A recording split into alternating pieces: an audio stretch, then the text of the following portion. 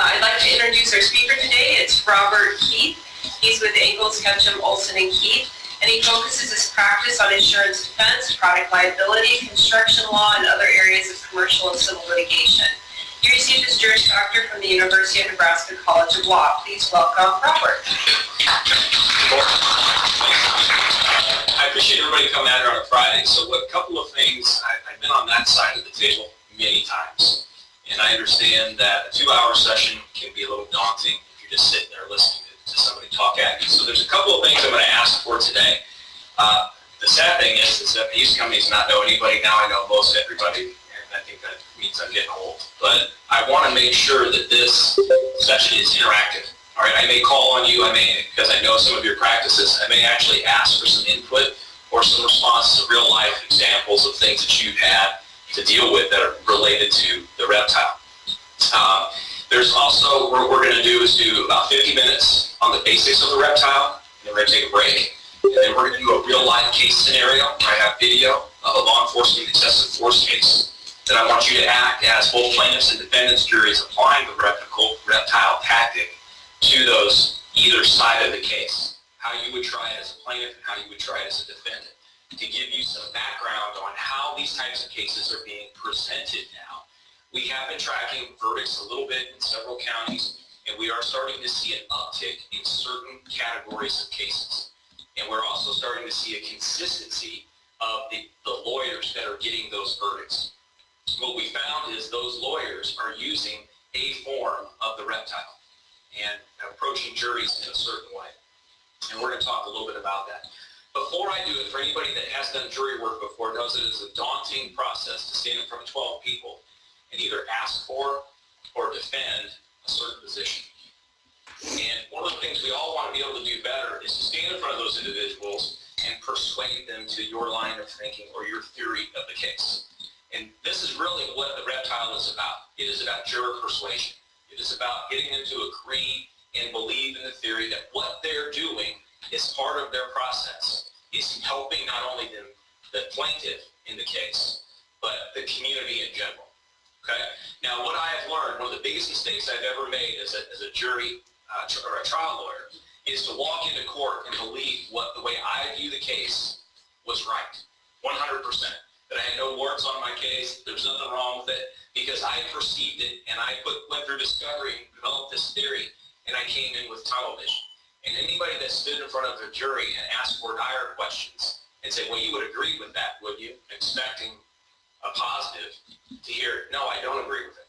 It's pretty alarming because it reminds you that not everybody views your case the same way that you do. Especially on my side, on the defense side, I am asked to give a range of value to a case within $10,000. I can't say we have a 50-50 shot and the case is worth X amount of dollars, $250,000 to $500,000. My clients don't want to hear that. They want math. They want to know it's 35% chance and it's going to be $50,000 to $55,000. So when I stand up in front of a jury, I have that in the back of my head that, boy, I hope I wasn't wrong, because I'm going to have to report this back to somebody else. So keeping in mind that the evaluation, the case introduction, the voir dire, the opening and closing, all of that is filtered through the minds of 12 people. All right? What we think about our case really doesn't matter. What the 12 people sitting in the jury is what counts. Okay? So what I want to do is do an exercise initially to show you how important this is. Okay? I also know that public speaking helps when you give away money. So I have $20 to the person that can do this. If you've seen this before, don't cheat. Okay? We're going to do an exercise. I'm going to flip to the next screen. For those of you that have the PowerPoint presentation, please don't turn it over. Dolan, turn it over, you cheater. Okay? Here's what we're going to do. I'm going to flip the next slide. For those of you that can memorize it, I'm going to give you 10 seconds. Raise your hand if you can memorize it and regurgitate it without looking at it. Ready? Go.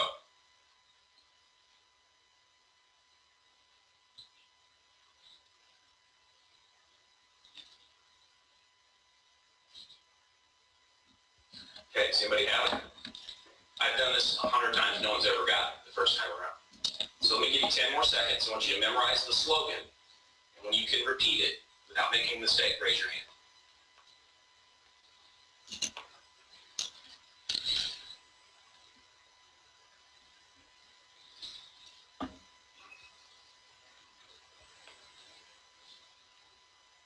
Someone back there got it? Perception equals reality. I'm talking about the one with the little one. I thought you said the slogan. No, is everybody looking at the finished files slogan? Okay. All right. Has anybody got that one? All right. Now, put your hand down for a second. This is where I cheat a little bit, okay? I'm going to change the game on you a little bit. This time I'm going to flip the slide over, and I want you to count the number of S in the slogan. Ready? Go.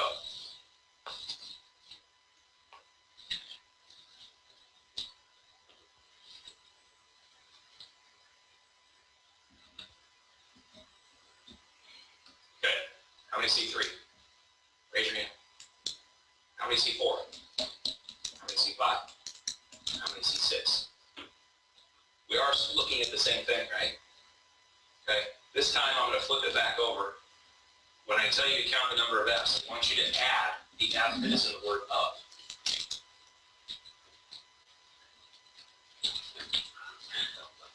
Okay? So those of you that are looking at that slogan, we're all looking at the exact same thing. And we have people that saw 4 different versions of a single sentence. Okay?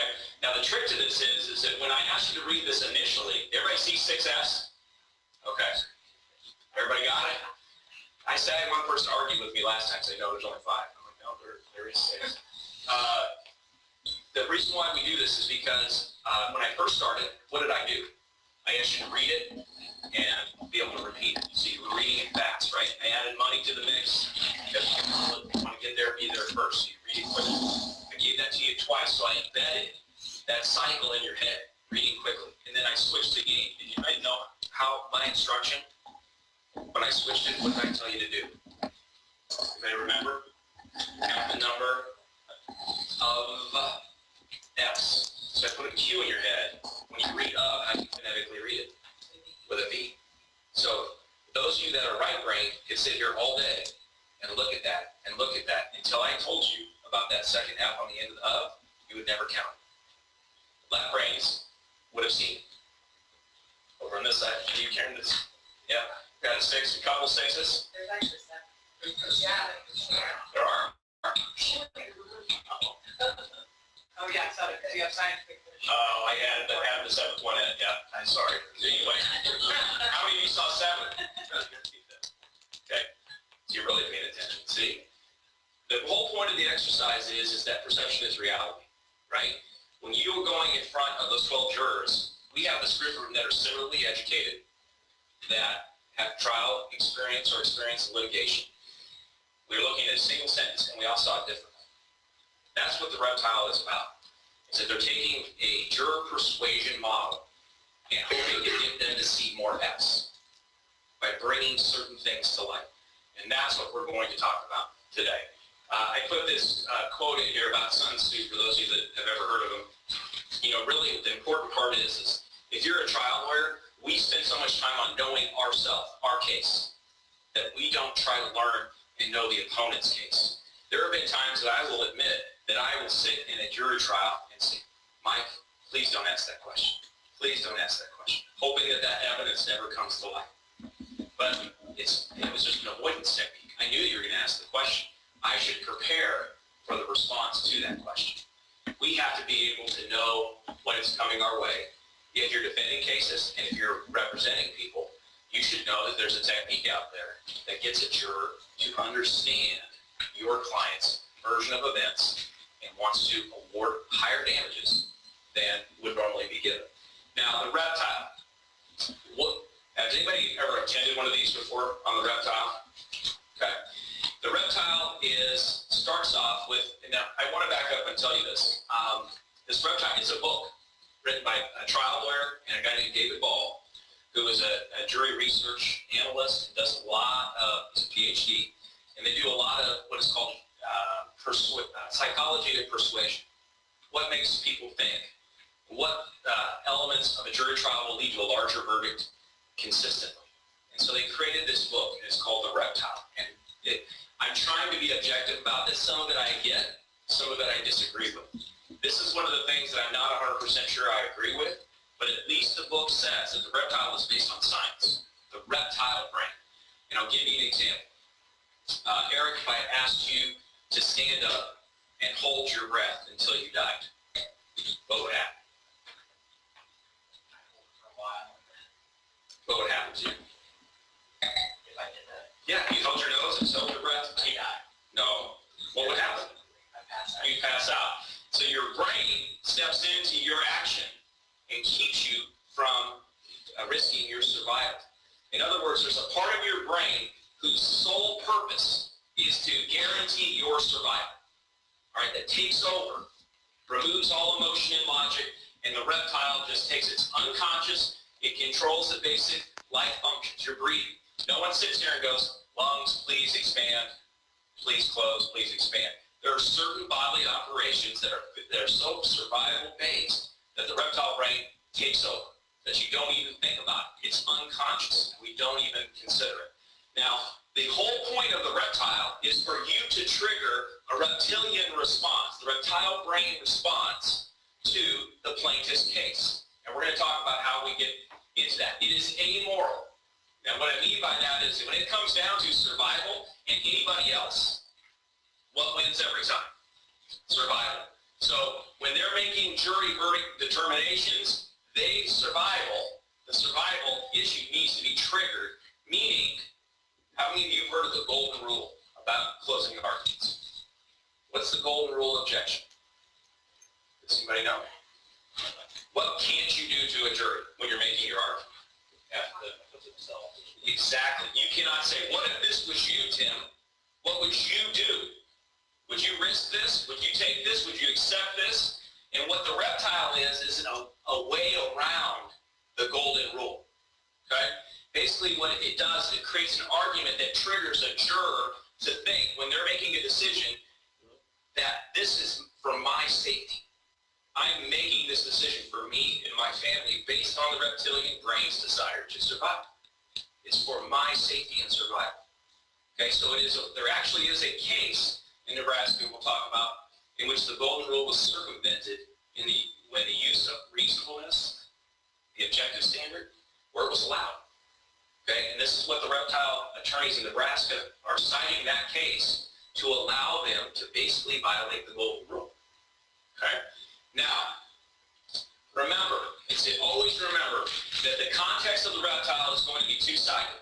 You have emotion and logic on one side, right? And survival on the other.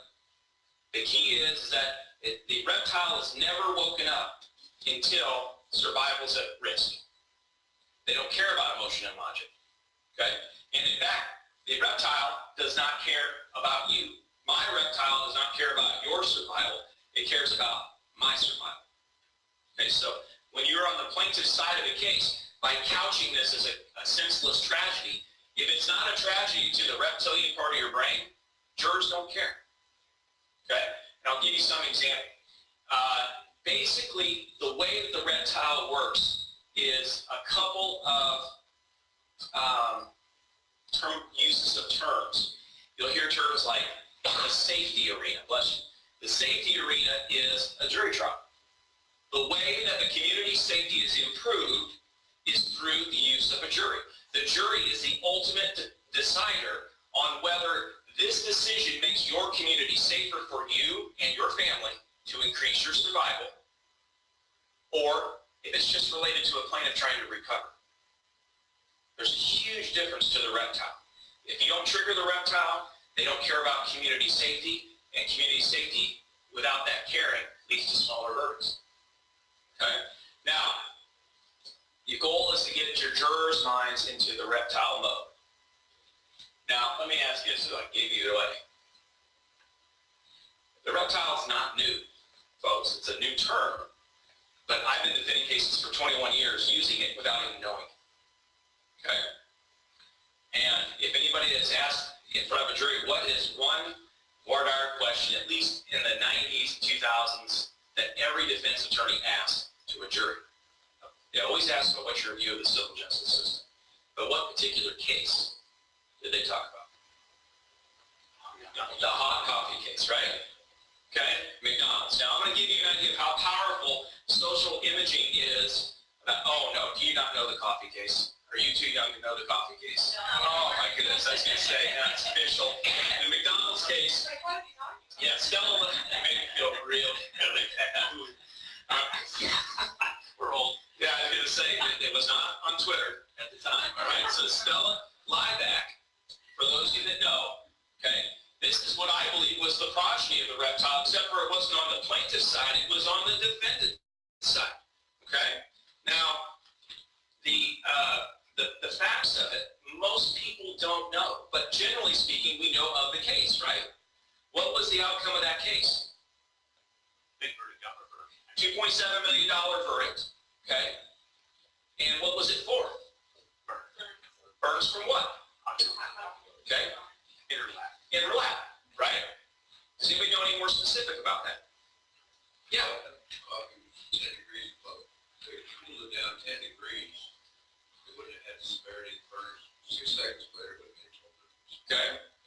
Mike, what do you know about that? There was some testimony about that. There's over 700 prior complaints of burns suffered by, Are you cheating? No, yeah, that's exactly right. Under similar circumstances. Okay. Now, we know that, right? Because we probably looked into it.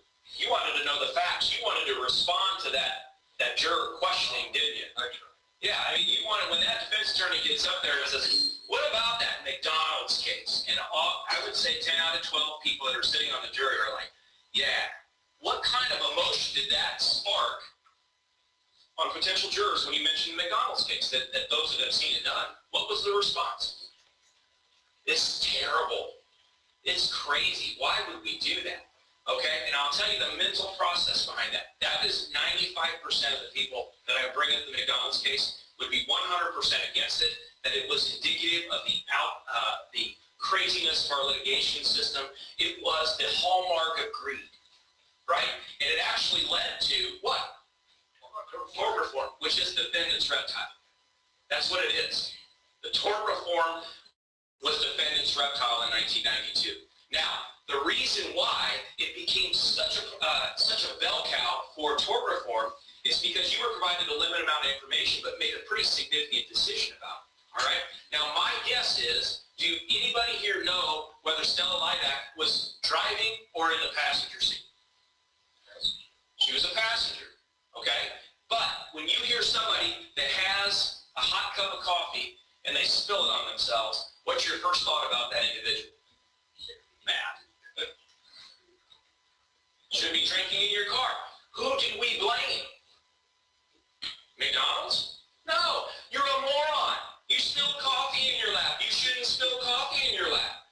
That was the decision. So can you see how this reptilian brain issue was triggered? When the jurors heard that, did they look at themselves or did they look at the plaintiff? They looked at the plaintiff and said, I wouldn't do that. Who would be dumb enough to do that? I'll give you another example of this, which I'm jumping a little bit ahead. How many of you remember the footage from Hurricane Katrina? Remember in New Orleans? What's one of the most lasting images of the hurricane aftermath? What do you recall about that? Superdome. The Superdome, right? And right outside the Superdome, do you remember the bridge? People living on the overpass? Okay? You know how many people that I talked to about that, what their reaction was? When you'd say, hey, can you believe those people are stuck there? What would they say? They should have gotten out. I would never be dumb enough to stick around in a hurricane. I would have left. In other words, the reptile doesn't care about them because they're dumb. And the reptile, this is how bizarre this science is. Really, in the book, says it's about survival, and if that requires culling of the herd, so be it. Doesn't impact me, right? It actually increases my survival because the dummies are getting knocked off. That's exactly what the reptile did. Remember, emotion and logic doesn't care. Survival is all that matters. Okay? So, when I went through this and started looking at whether the defendant's tort reform was in fact this coffee case, I went and looked at the facts of it. Okay? Here's some things that I'm giving you a little trick. Don't ever use this against me if I do this in voir dire again. But if I'm a plaintiff's attorney and that case comes up in voir dire, I I would make sure that they knew all the facts. Okay, Stella Lineback was 72 years old. She was going through the drive-thru with her grandson. Excuse me, 79. She buys a cup of coffee from Albuquerque McDonald's, and what we know is that the grandson pulls forward and stops. She takes the lid off because McDonald's provides cream and sugar in what form? Packets. So she ordered cream and sugar. In other words, what did McDonald's know was going to happen when they delivered that coffee to her? She had to take the lid off. Okay. Number two, there was testimony in this case about the use of their coffee. McDonald's executives or quality control testified that they thought that when people purchased their coffee through the drive-thru, would drink it where? They go at home and drink it. How many of you drink your drive-thru coffee at home and wait? No. Okay? No. There was testimony ultimately understood that 95% of their coffee was drunk before they even left the parking lot. Okay? So McDonald's knew that the lid's coming off, knew they'd be driving mobily. She pulls forward and spills it. She's wearing sweatpants of a kind of material that soaks the coffee in, and she has full thickness burns on the inside of her thighs, on her genitalia, on her perineum, all up and down the inside of it. Requires, I think it was a 5 or 8 day hospital stay with skin grafts. Okay? After they initially called and asked for $20,000 to cover the medical expenses they were out of pocket. Now, McDonald's says no. For those of you that sometimes represent large corporations, their arrogance sometimes gets the better of them. We're McDonald's. It's hot coffee. Okay? So she gets a lawyer. They start doing discovery. They find out, like Mike said, about 700 other instances in 10 other states. Similar thickness burns related to coffee, number one. Number two, they found that their coffee was kept at 185 degrees, which is 20 degrees higher than anybody else in the industry. And upon testing, could not be consumed orally without causing burns to the mouth and throat. So when they said their customers demand hot coffee, actually that's not true. Customers like hot coffee, but not so hot that it causes blisters on the inside of your mouth. All right, so when you start to fill in the gaps, now how do we see the reptile start to come to alive a little bit? Because is it an individual risk now? Was it a dummy? Where is that 185 degree coffee being sold? Every McDonald's. How many of you been through McDonald's before? Don't lie. You basically have kids probably Happy Meal in the last 10 days. You've been through there, right? So all of a sudden now the largest fast food restaurant is selling the hottest coffee to customers they know are going to be doing it mobily, taking the lid off and adding cream and sugar, and had 700 incidents in 10 states. They couldn't say that they had no idea. In other words, this could happen to you or a loved one. So the $2.7 million verdict, you know how the jury came up with that number? 2 days of coffee sales. That's exactly what it was. All right? So this incident, without those backgrounds, became the birth of tort reform and became the defendant's reptile. And what I mean by that is, remember what the reptile cares about. Your survival. Okay? Now, the insinuation in terms of the defendant's use of the golden rule or violation of the golden rule, we do this, don't we? For those who've been on the plaintiff side, insinuate a couple of things. If you give this plaintiff a big verdict, guess who's going to pay for it? You. Your price of your goods are going to go up. Your price of your insurance are going to go up. Your price of just about anything related to this is going to go up. All right? Number two, for those who do any medical malpractice work, all right, there was a huge problem in the South, at least according to physicians, for obstetricians in Mississippi, Alabama, because they couldn't be insured. They couldn't get people to do their work. And so when we stand up in medical malpractice cases, we talk about what a verdict will do. You think your health care is expensive now? What's it going to be later? If you don't have access healthcare, what does that risk? Your survival. Okay? If you don't have doctors that are willing to treat you and treat you competently, what does that risk? Your survival. So it triggers the reptile. All right? Now, if the cost of goods goes up, companies aren't going to take their profits away. Who's it going to affect? What are they going to do? They're going to cut jobs. You're not going to have a job to work, make money to allow your family to survive. It makes everything more expensive. How many of you have been through Walgreens and actually almost fallen off your chair when they've asked you for payment for a prescription? Right? Have you ever had that? Copay is all of a sudden like more than your weekly salary because the new drug is not approved and it's not a generic. What do you think the argument is in those types of cases? These lawsuits keep you from getting the medication you need. It's your survival that's dependent on the cost of these prescriptions, driven up by frivolous lawsuits like this one. Okay? Do you see how tort reform turned into the reptile in 1992 and has been used in the defense bar for years and years in some shape or form? You know, the bottom line is, when you really get down to it, I try to be a straight shooter about these issues. Whether you're on plaintiff's or defendant's side, all you want is a positive result from the 12 people. The reptile is a process used on both sides to get that positive result. Fair or unfair, I don't judge it that way necessarily, but I think they both violate the golden rule. You're asking the jury to sit in the position of the plaintiff or the defendant, regardless of what side you are, because you want that juror emotionally involved in the decision-making process. I will tell you from the defense side that an emotionally uninvolved juror, 99.9% decides for who? The defendant. If you see a juror sleeping, if you see a juror not paying attention, you better be really concerned as a plaintiff's attorney, because they're reptile. They're not emotionally involved. It doesn't bother them. Okay? I had a farmer in Council Bluffs fall asleep during opening argument and slept through the whole case. The judge didn't say anything. If you ever tried cases in Iowa, what happens during closing arguments? What's the judge do? Leaves. There's not even a judge in the room. You just close and say whatever you want. And this guy just sitting there kind of half asleep. And we ended up winning the case. Ended up calling the guy. Said, hey, I just got to ask, did I do something wrong? You know, did I something that turned you off? Was there an argument? He goes, no, I heard the facts in voir dire when the plaintiff's attorney said what happened, and I made up my mind. I didn't care. She was an idiot. I mean, that's how dangerous this decision-making is if it's viewed through one person versus community.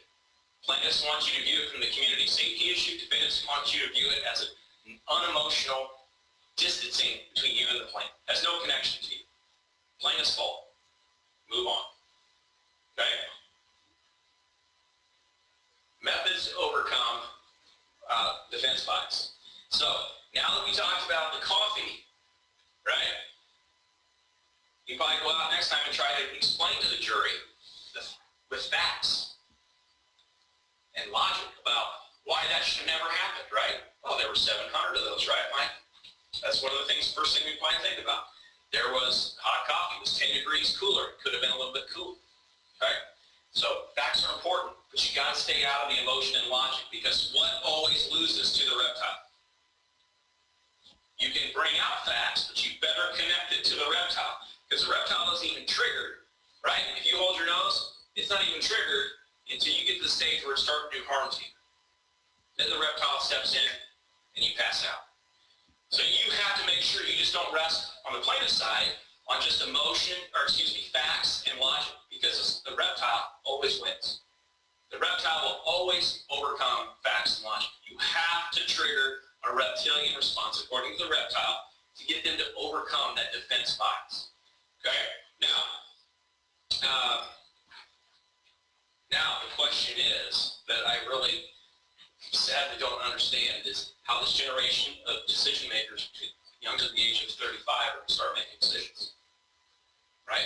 My daughter is a 20-year-old junior at the University of Missouri, journalism major. She's a budding communist. We fight all the time because she makes her decisions on 140 characters or less. She's a journalism major. Like, do you realize that anybody can put anything out there and it can be believed without any fact checking or background or context? There's nothing really. We're running out of even balancing. Hey, let's tell both sides. You make your decision. What questions do you have? What do you want to look into to make sure that's the right? No. Decision making now. You know what? The average juror at the age of 35, how long it takes them to make a decision into voir dire and opening? 7 minutes. You want your information fast? You want it now? Don't waste my time. I got stuff to do. Okay? So the challenge to trigger the reptile with a younger juror is a lot worse than it is for someone who's above the age of 40, who will listen to both sides because they want to make up their mind quick. They want this stuff in their mind right now. Okay? So basically, the reptile is a psychology of persuasion. It counters tort reform decision making, and really, for those of you that have tried jury cases, both are a complete disregard for the jury instructions that are given. Right? You are not supposed to take into account how this will impact you individually. You are not supposed to take into account how this will impact the industry in which it's affected. You're supposed to take into account what the harm is to the individual who is the party of the case. But we're both trying you, the juror, to think of things that are not facts, aren't evidence, aren't instructions. We want them to think about the repercussions of a verdict outside of the courthouse. It's a psychology of persuasion to get them to think about things that aren't really things they're supposed to be thinking about. Okay, so in other words, if you look there, both sides, the goal is, at the end of a jury trial, you're next.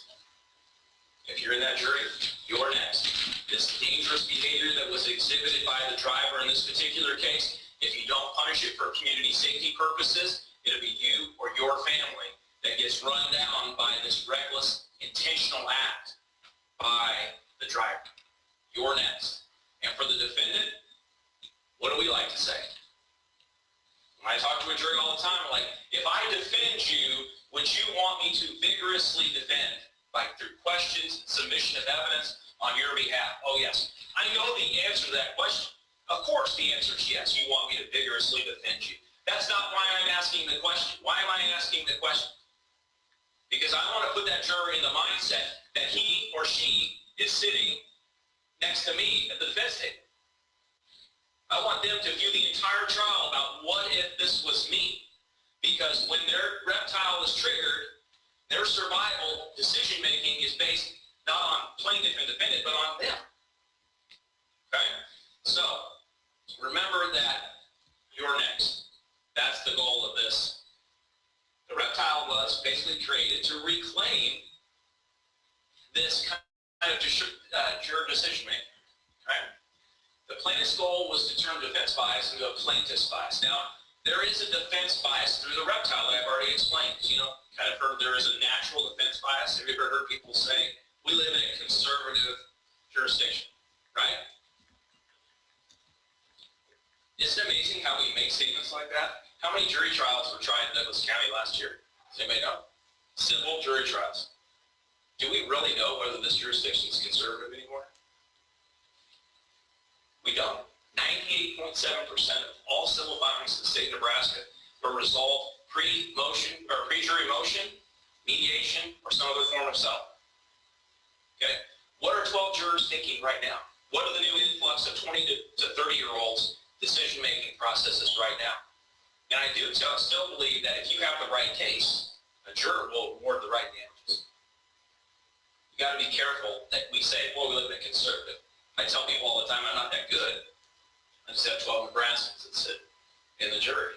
I'm not sure that's the case anymore. The defense bias is being turned on its head for two reasons. We talked about the first one. The reptile is about community safety. And for those of you that defend cases, when you start to hear certain words, you better be aware because the reptile is being used. All right? When you hear the words community safety, when you hear the words harms and losses, you better be heads up because that means the reptile is actively being used to try to get the jury to look at a larger picture, not just the harms and losses to this particular plaintiff, but to them. They're trying to trigger a result. The other one is the courtroom is the safety arena. Okay?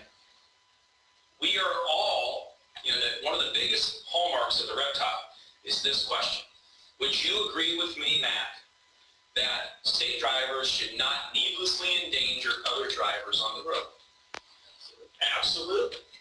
They put you in positions where you cannot deny or look stupid. If you say, yes, we can, you've triggered the reptile, because now everybody's going to get hurt. All right? So every other question that's asked off of that needlessly endangered other drivers is based on your answer. Safety is the most important. I hate that question, because every one of my witnesses, no matter how much I tell them, say, no, don't say yes. It's a broad hypothetical. Tell me all the factors. But 9 times out of 10, witnesses are going to say, would you agree with me that safety is the most important factor in terms of your premises when you invite customers on, that they do it safely? Well, yeah. Okay. So then every other question, if it's not perfect in terms of safety, it's profits and other survival issues that trigger the reptile. So you have to be careful when you start to hear these words. The reptile is about community safety, and the safety is generated through who? The jurors. Okay? The safety is generated through the safety arena, as they say in the reptiles, that you get in there and you make it about community safety, you trigger the reptile, and when they walk out of the courtroom, they've done justice not for that individual necessarily, they've done justice for themselves, their family members, to increase their chances of survival. They've done something that will make their lives more secure. You've reduced a risk. Okay, now I'm going to ask you to think about this for a second. I'm going to show you something. And I'm going to show you the examples of the power of the reptile in a different format. Okay, I'm going to show you a slide. I want you to think of the first word that comes to your mind when I show you this slide.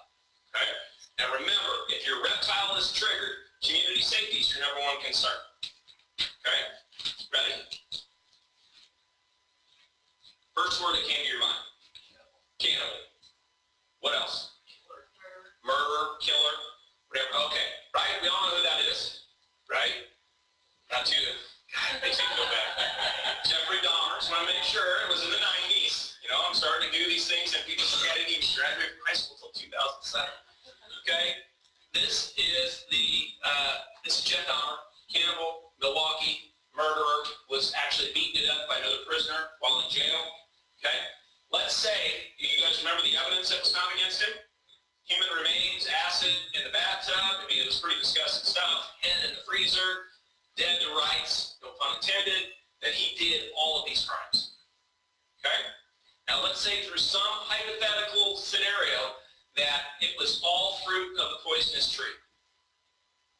Okay? That all that evidence confirming that he was the one that kidnapped, drugged, and killed all these individuals was thrown out. Okay? But you had heard about it in the press, and you were serving on the jury. Okay? How many of you would still find him guilty? Be honest. You would. Why? Kill who? You're next. Right?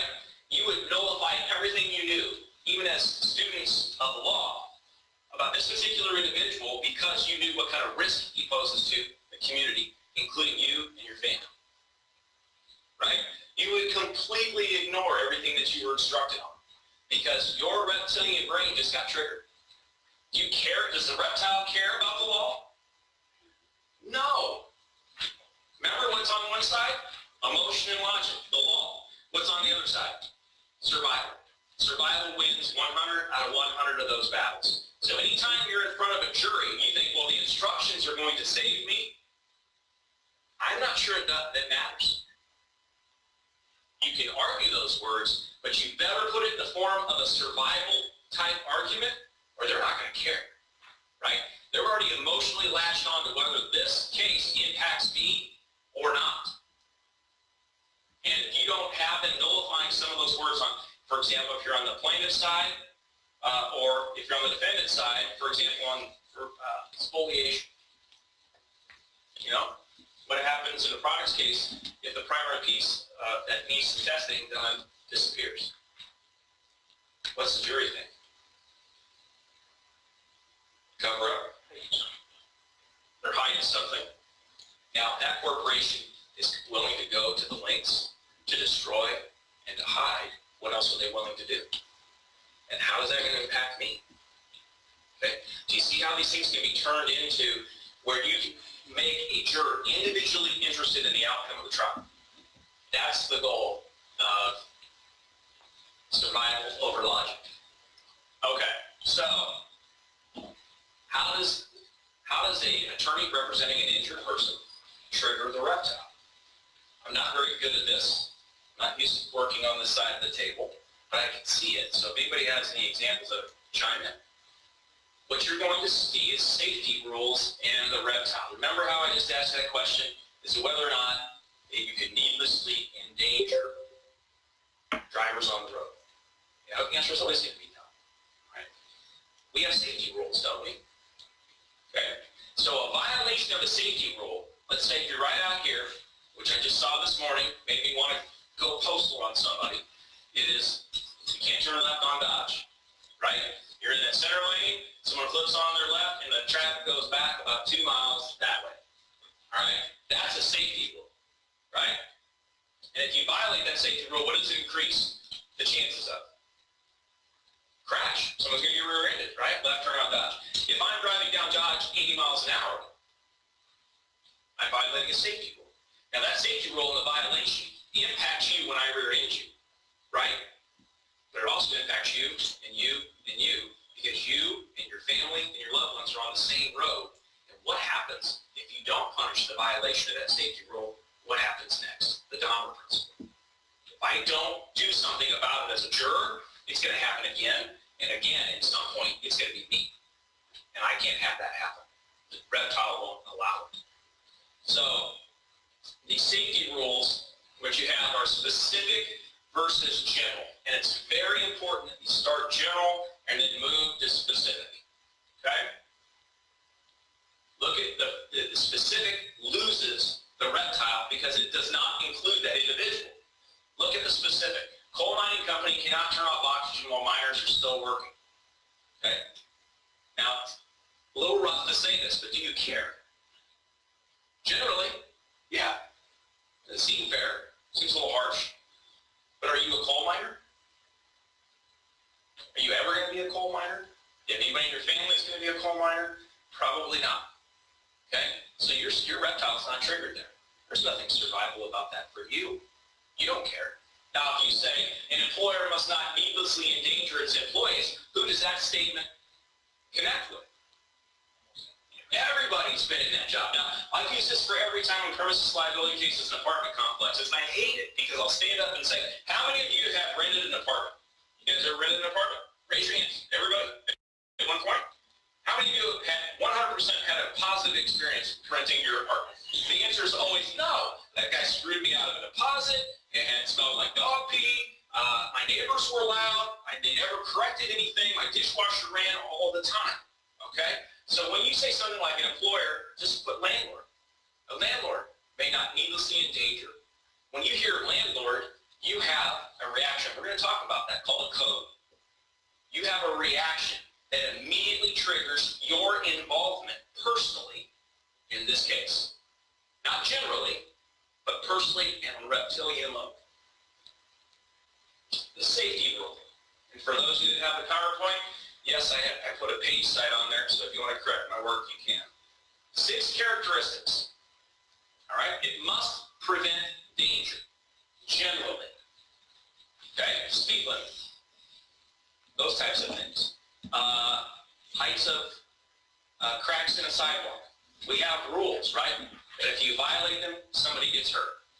Number 2, it has to have a wide cloak of protection. Think of the coal miners versus employees. Number 3, use plain English. What does the reptile hate? Legalese. Doesn't get it, doesn't understand, doesn't care. Tell them why it hurts, why it's going to kill, why it's going to maim, and make it very direct. Number 4, you must say what you must or must not do. This is kind of a tricky one. You have have to say you must not speed in a school zone. Correct? Yes. Because if you say something sometimes means it's a matter of judgment. Right? Must tells you when must you do this 100% of the time. You violate it, it's a problem. But if you get into inadvertence, misjudgment, or accident, what does the term accident itself mean? There was no intent, right? Does the reptile care about someone that made a mistake? Because it's not going to be repeated again, right? Now let's go back to the car accident. I'm here, drunk, driving down Dodge, 80 miles an hour during rush hour, and I hit somebody, but I don't hit them very hard, okay? Minor impact, soft tissue case. You know, a lot of people are going to shy away from that. On the defense side, I'm not very scared of those types of cases in terms of runaway verdicts. But because we're looking at that individual harm of the person that was injured, number one. Number two, we're looking at the nature of the impact, not the nature of the act. Okay? And what I mean by that is, in that case, there was not a lot of harm. But generally speaking, if you must not drive down Dodge Street 80 miles an hour, you must not drive while you're intoxicated because people can be killed and hurt. Correct? Yes. If it's a mistake, the mistake was hitting, right? Was running into the back of your car. That's the accident. The decision to drive drunk down Dodge Street at 80 miles an hour was what? That's intentional. Okay? And an intentional act can be corrected by what? The reptile.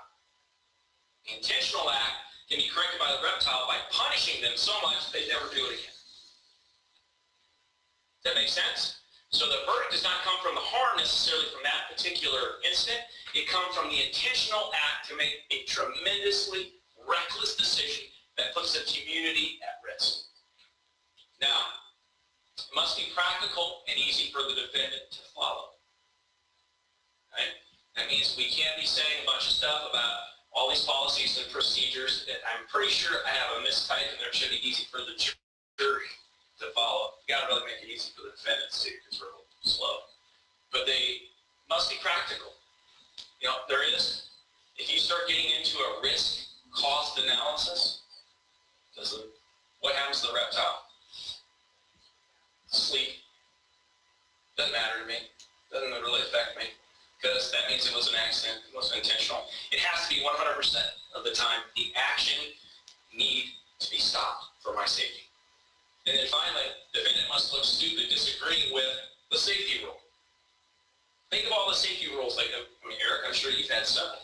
Whether it be a premises case, for example, mopping. You have a rule to mop your dining room twice a day.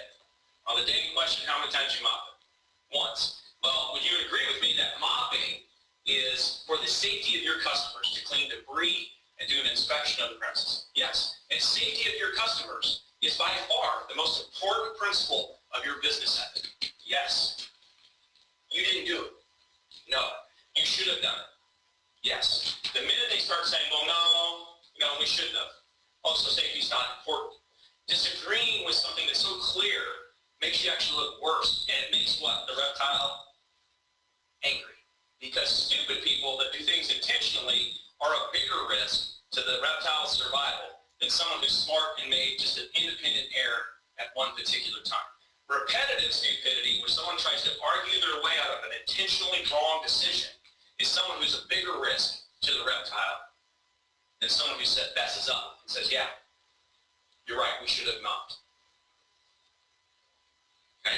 Doesn't anger the reptile. We'll do this, and then we're going to take a break, okay? For the adults among us, all right? How many of you got coffee today?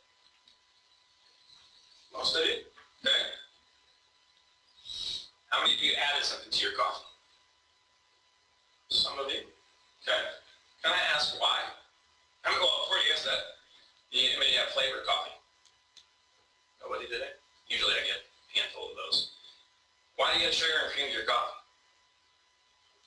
Tastes better, right? Why drink something that doesn't taste good in the first place? I mean, $500 million was spent last year on lattes, cappuccino, caramel flavoring, whipped cream. What else did they put in that? Peppermint.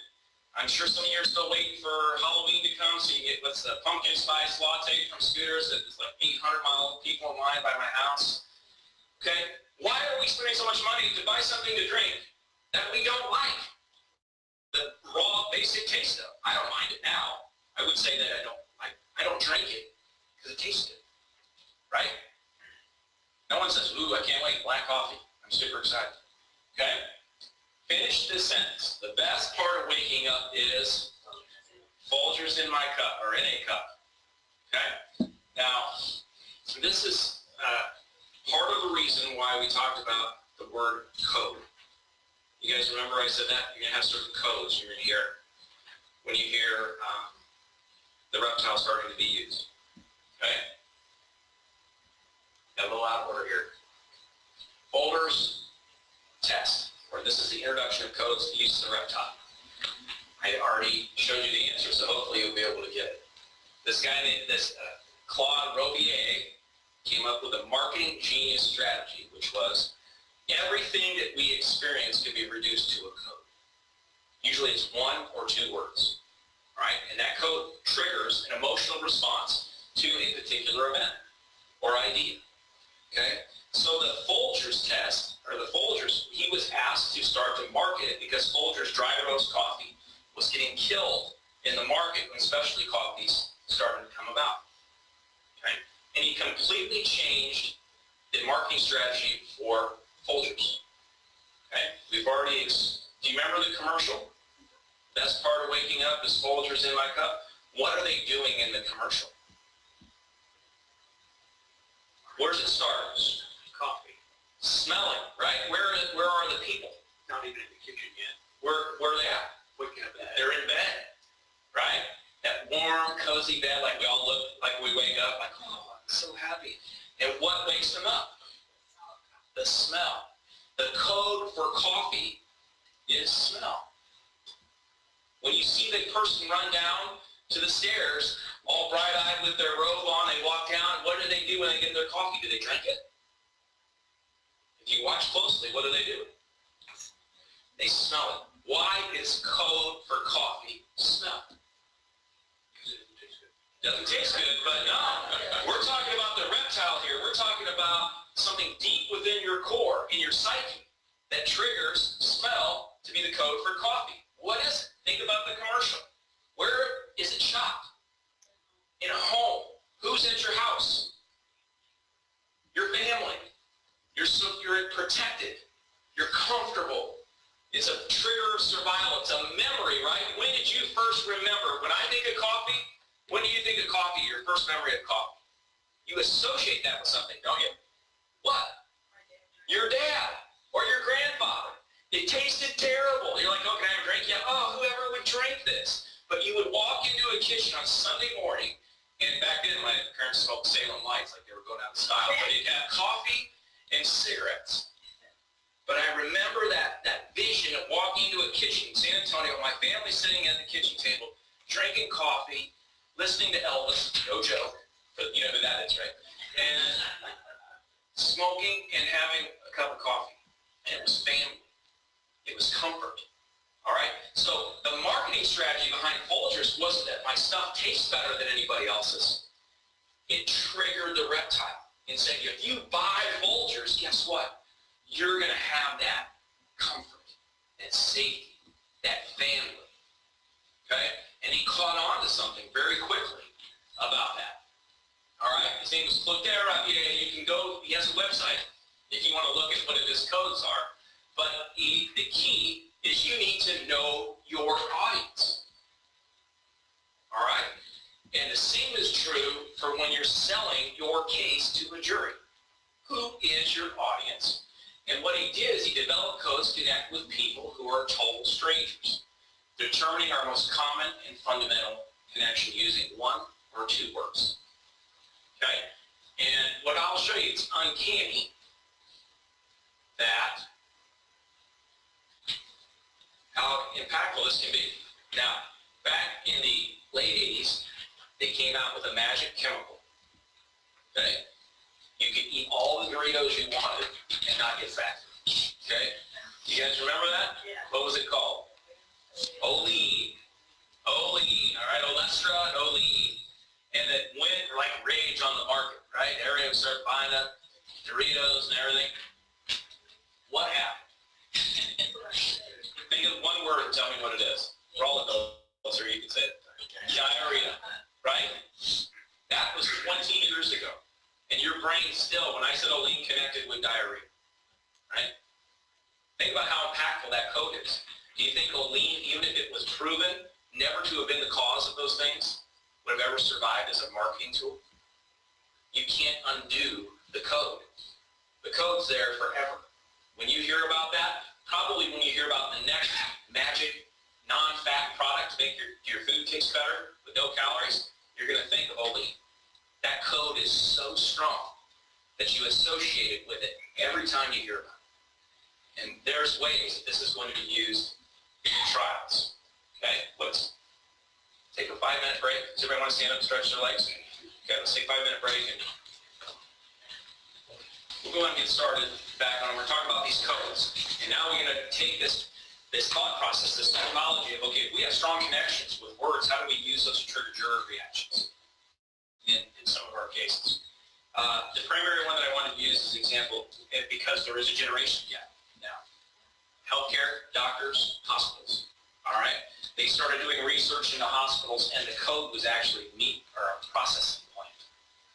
Can you believe that? That's what people associated with hospitals. How many have you been to a hospital lately? Okay. How many, was it a regular visit or was it to the ER? Okay. So I went to the ER recently to pick somebody up who was taken there in an emergency situation. And it shocked me how different the ER was than the rest of the hospital. Okay? And it's because of this code. I didn't know it at the time, but what I mean by that is when you go to the ER, what's your experience? Loud, collection of gunshots, knife wounds, car accidents, everybody's screaming. And the thing that struck me the most, which is a big reptile trick, is what? What do you remember about the ER? If you close your eyes right now, what would you think about? Probably looking inside. Say it. Doesn't look nice inside. Doesn't look nice. There's one particular thing that always strikes me about the emergency room. The smell. It smells. It smells an antiseptic, extreme antiseptic over the top of something else. And I always remember the smell. So what the reptiles started doing in hospital cases was using imagery and smell to trigger codes in their jurors by saying dark hallways, big waiting rooms, processing patients in and out. How many of you have been to a doctor's office and actually got treated on time? Right? You sit there and you get frustrated. So they take these codes of frustration against the healthcare professional and they say, all right, how long did you have to wait? How long did the doctor spend with you while they were caring for you? Did he or she pay attention to you? And the code is what? What are you going to the hospital for? One word, care, right? Not just physical care, but when you walk out of the physician's office, you want to feel like I'm cared for as an individual. And if the doctor's not paying attention to you, not getting to you quickly enough, not running and not giving you the proper diagnosis that you feel confident in his or her decision, what's at risk? Your survival. So this meat processing plant is the rudeness, the loudness, the smells. They're trying to trigger a code in potential jurors that their experiences in these particular situations, that they're cared for poorly. That's why that meat processing plant or process is just you're a number. They don't care about the result. So anybody that's driven up Dodge Street between 84th and 90th has seen what the last 10 years at Children's Hospital. Construction. You know what they're building? Have you been in there lately? Has anybody been to Children's Hospital? There's waterfalls.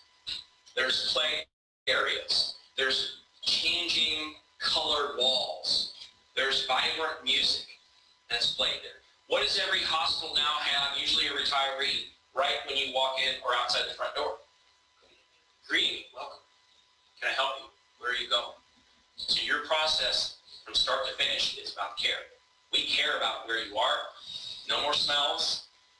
No more bad experience, no more waiting rooms. In fact, now when I go to the to a physician's office with one of my daughters, you go to a waiting room. When you go from the waiting room inside, do you go see the doctor right away? What do? Do you remember? They put you in a room. Now, you're still waiting, right? But now you're inside. So they're just moving the waiting process, so you're not sitting an hour in one space. You're moving into your room thinking, eagerly anticipating the doctor's coming in any moment. All right? And give you a lot of drawers to look in, which really bothers my wife because I like playing with the latex gloves, all that stuff. So the hospitals have realized this, right? Changing the code. And it's not just from a jury perspective. They want you to walk out of there thinking, I was cared for. I want to come back. They're good. All right? That's how basic. Remember we said it's got to be basic. You've got to understand it. My experience there was positive. I'll go back. That's why they're putting all that money into non-care facilities. Okay? And when I started going to the doctor, I remember when I was a kid, I got a sucker, and they had some crappy toys in the corner. Remember that? Every doctor seems to have that one that has the beads that goes over the arcs, you know? Now you go into a pediatric office, what do they have? DVD players, there's one that has a PlayStation. It's the greatest thing ever. They had better stuff than we had at home. So my kids now all of a sudden are like, when we say we're going to the doc, what is it? Yeah, let's go. That's great. I get to play. All right? Think about how that's changed. Now they're creating a code in the kid. Remember when I went to the doctor, it was for one thing, shots. And I hated it. Okay? I was a chicken. I still don't like needles, but you know what I mean? That code to me was fear. Now they're taking away that code. We're going to play a little trivia. Anybody want to know what the code for nurse is? It's one word. Nurse's primary function is what? Caregiver. Exactly. Caregiver. Now here is the important part. When you're a plaintiff or you're a defendant, you either want to be on code or you want to be off code. So if you're a plaintiff, a nurse-involved malpractice case, what's off code if the code is care or caregiver? What do you want to show about that nurse? She's rude, didn't pay attention, didn't listen to me. She did not care for me, right? And if you're on code, you have a nurse for 35 years who's been caring for patients not on a group level, but on an individual, loving level. Okay? So your codes, your arguments should be geared towards on and off code for these individuals. Injustice. Now, what the reptile does is actually ridicule, no offense to plaintiff's attorneys, a lot of the arguments that we hear repetitively. The scales of justice. Let's do justice. Justice, the reptile doesn't care. Right? That's justice for her. I don't care. None than me. All right? Does care about something else. What's the code for injustice? When I think of that, I think of like wrongful convictions. Like, I don't know if that's what you're... No, that kind of fits, but on the civil side. What if there's injustice done on the civil side? What happens? Action, damage, outcome. The outcome is, if it's inadequate, it's incomplete. The justice was not served. And injustice is an incompletion, meaning the reptile doesn't like incompletion because that allows that danger, that hazard, that safety rule to be violated again. This process cannot be complete. My client wasn't wrongfully hit, wrongfully damaged, and it's not complete until harms and losses are paid for. The reptile is triggered by thinking along those lines. Trial. What's a trial?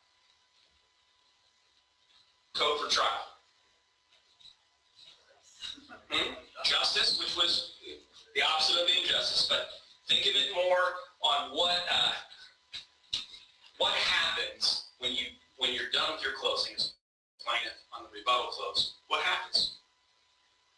The jury gets the case, right? What does the jury have when it gets the case? Opportunity. An opportunity to judge. And when you're in trial, your opportunity can be viewed on and off code, both plaintiff and defendant. He uses an example in the book, dead infant case. He said, if you start saying the words like it's a hopeless tragedy, you've lost. Which I shocked me. Is actually what it is that the reptile doesn't care about tragedies. It doesn't affect the reptile. What it is that it was an opportunity.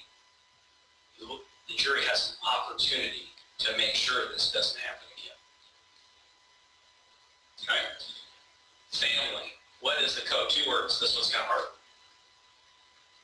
Essential circle was the code that was found. Think about that. What does that mean? What is the essential circle? Tell me some facts. What represents the essential circle in your daily lives with your family? Your dreams. Think about remember we want to trigger.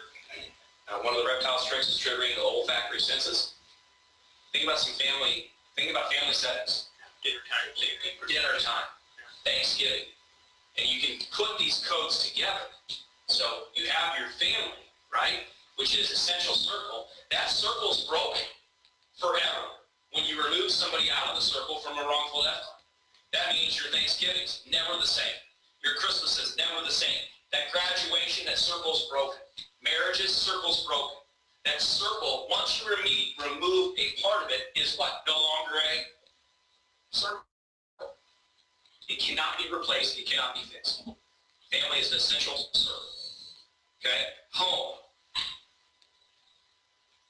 Kind of have this, we want to connect that with family, don't we? But it's a broader concept than that. Okay? The code is actually RE. R-E. Okay?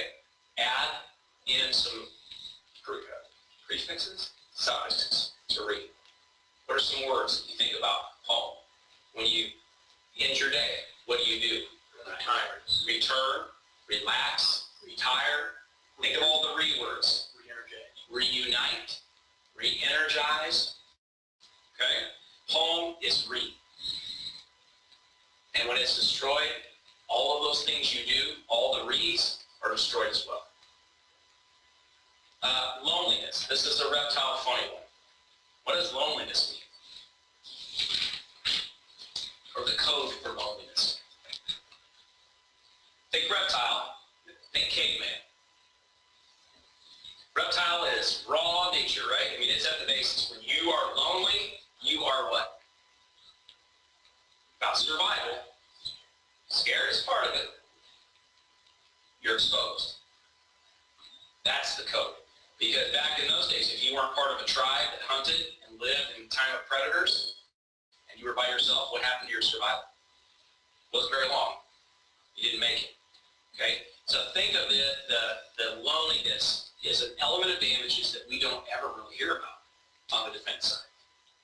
You know, loneliness of being in a hospital for an extended period of stay. Eric, when you say that you're focusing on the care and the injury and the pain, but we don't focus on the separation from family, the separation of the circle for a brief period of time, we lose out on an element of damages on the plaintiff side because we're not focusing on the right code. You're off code. All right. Now, another one that fits in that is humiliation. What's the code for humiliation? I'll give you a hint. Andre 3000. You probably don't know who that is either. What is it? What band? Oh, the Outcast, right? That is, humiliation is the outcast. So it's not the act. I'll give you one of the cases that I'm always shocked at is the lady, it was I think a slander case, started telling everybody in the hometown that this guy had a positive HIV test. Okay? He didn't. But what happened to that guy as a result of that rumor? He was sent out, right? He was outcast. All of his connections that based his survival upon were gone. He was thrown from the tribe, basically, to be lonely, to live on his own. See how these codes mix together? And when you're all on code, how powerful some of these elements can be when you're expressing these in a code. Now remember, we're nodding our heads saying, yeah, I get that, right? But what about the jurors? If we have that code, they're going to have that code. Remember, this whole point is to get the jury to understand, to persuade. And when you're talking in codes to them and you're on code repetitively, it increases the chances of them buying into the verdict that they're going to give you. All right? Now, one of the ones that shocked me the most that I didn't put on here was health. What's the code for health? Think caveman again. Think tribal Longevity. basic survival. It's not longevity. It is the number one element of damage that this study found. More than pain, more than suffering. What happens when you're a caveman and you're hurt? What can't you do? You can't move. Mobility is the code. And they found that in most jury verdicts that are very, very large, it's because the individual, for example, in a setting where someone's a para or quadriplegic, the code is mobility. It's not, hey, it hurts to get in and out, and I have sores on my legs, they get that. But those people sitting in the jury box don't understand living in a wheelchair. They do understand the freedom and the safety that comes from your ability to move, that you're mobile, the enjoyment that you're robbed of because you cannot walk. All of the life's little pleasures that are taken from your mobility and risk your survival. In fact, there's medical testimony that we can provide the minute that you are subject to a chair, your life expectancy is cut by a third. Okay? And you know why? It's not because of your health. It's not because of your heart. Not because of your lungs. It's because when you reduce a person's mobility, they reduce their ability to experience life to the fullest. And can you imagine being on a jury and hearing that? Of somebody who was wrongfully harmed and sitting in a wheelchair? Sure, we understand they probably get pain. But they don't, when you hear about mobility, every juror in there says, I'm going to go home and get on the what? I'm going to get on the treadmill. I'm going to go for a walk. It really, really rings with us. Now, the last one I want to talk to you about is doctor. This is where generationally it comes in. What's the code? Depending on your age, what's a doctor?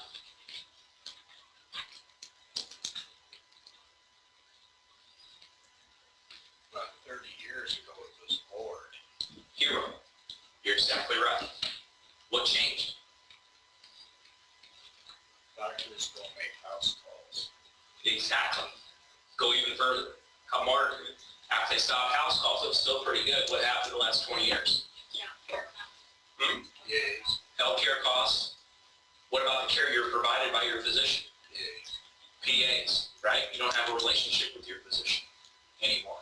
What about that doctor's visit when he or she is in the room? What are they concerned about now that they were not used to? I get paid for a 15-minute visit. You get 15 minutes, right? I don't care if you're in an emotional crisis. It has nothing to do with the health care I'm providing you. I can't sit here and talk to you about it because I got people in the waiting room that are already late. So as you've gotten younger jurors, the code for doctor, assembly line. Okay? So think about that next time that you're involved in medical care profession. That if you're under the age of 35, you don't know what house calls are, right? Never heard of them. They're foreign. Most of you have, if you go to the doctor 10 times a year, 8 times you're not being treated by the doctor. PA or nurse. Okay? So think of those codes and a couple things. We're going to go into a real life deal here. Let me give you a couple things, some practice pointers about the reptile. The reptile hates hypocrisy. Hates people that don't tell the truth and that are liars. So always remember that companies brag about safety. If you're defending a company that you have, and this is something that as a plaintiff's tip, I would always ask to see the facility of any place my client was in. Because it's amazing what you see when you walk in there. You're going to see signs, 0 days since last work injury. You're going to see places that are dirty. You're going to see places that have hazards all over them. You're going to see and be able to visualize codes that you'll never see unless you put your own eyes on. So remember, when a company has to say safety is a top priority, you can start to whittle down that issue through hypocrisy. And there's only one thing that the reptile hates worse than someone who says safety is important but doesn't really practice it. What's the one way that it's worse? When they lie about it. about something, and objectively they're not. Okay, the reptile is triggered through hypocrisy. This tells you some of the ridiculousness of this book. I hate to say this, but this guy, for IMEs, he Google Earths all of their houses, their pools, their 7 Rolls Royces for the IME physicians. In fact, he'd be mad if I even used the word IME, because some of you probably would. Lifestyles paid for by the insurance company is hypocrisy. It's not about truth and justice, it's about paycheck. All right? And then when they, one of the things about the reptile is it's not just about punishing bad feeling, it's also creating good feeling. Dopamine. Is there no dopamine? It's released pleasure, right? Putting a hypocrite in its place releases dopamine, pleases the reptile. I don't make this up. This is in the book. I don't know if it's true or not, but they love it. All right, words of the reptile we talked about. Harms and losses needlessly endanger the public. Mediation for the plaintiff's part. This is a true statement. One of the things that's in the book is that quote at the bottom of the page. You want to be able to press the fear button, because the decision maker in mediation, you can use the reptile against him or her as well. Because what you do is you require their attendance, you have a demand, you're going to make them respond to it, and what, if anybody sat with somebody in a mediation that's a decision maker, what is that decision maker, for an insurance company especially, very worried about at the end of the day? Walking out, right? Not settling a case. What happens next? Go to trial. What happens next? Verdict in excess of whatever they could have settled that case, sometimes greatly in excess. What happens next? Question about whether they're going to get fired. They're going to lose their job. What happens if they lose their job? Survival. Right? So their fear button, all the way back here, an opportunity not just to resolve a case for what they may think would be more money than the case is worth. It's, can I settle this case so I can avoid that process of having to respond and potentially losing my job? And that is a real fear in the insurance industry. That you make a wrong call on a large case, you get hammered. There are some times where you call that person about 2 weeks later, and guess what? So-and-so is no longer with the company. Could you please call their supervisor of this extension? If you need an emergency or have an emergency, press 0. And your first thought is, I just got an email from them 2 days ago. All right? So mediation and reptile use is pressing the fear button. Now, that can also be reversed, right? I had a mediator tell me one time that they went into a plaintiff's room and say, okay, they're at 250, you're at 300,000.